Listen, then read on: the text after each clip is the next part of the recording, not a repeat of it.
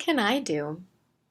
Perhaps we've asked this question again and again as we stay home during the COVID-19 pandemic. To stay home often implies inaction, disengagement, maybe even fear.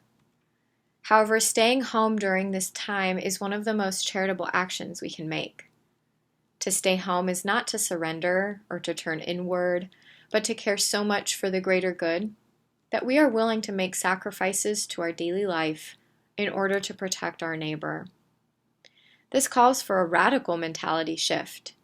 As human beings, we have a tendency towards action. We want to do something with the hands given us and the breath in our lungs. We want to act. And in times of crisis, we want to help. So during a time when one of the greatest acts of charity we can physically do is stay at home, we still find ourselves asking, what can I do? The good news is we can still do a lot. With the corporal and spiritual acts of mercy as a guide, I've compiled a list of ideas for alleviating the suffering of today and spreading the gospel. Number 1, feed the hungry. We can still feed the hungry, whether they be first responders, people whose jobs are defined as essential, isolated neighbors, or even friends with a newborn. Send them a meal or cook them one and make a contactless delivery. Give someone a gift certificate to a local restaurant. Feeding the hungry can also include donating food to pantries, becoming a Meals on Wheels volunteer, or preparing food with love for your own family. Number 2, comfort the sorrowful. Many people are disheartened, grieving, and confused right now. We can comfort the sorrowful by checking in with friends and family, writing letters, making phone calls, sending gifts, or making someone a meal or a treat. We can also share hope, encouragement, or words of positivity. Most importantly, we can offer prayers for those grieving and let them know we are carrying them in our hearts. Number 3, bear wrongs patiently. Many of us are facing incredibly stressful work and family life situations.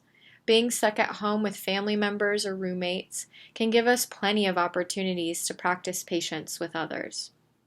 How can we take a deep breath and give others the benefit of the doubt right now?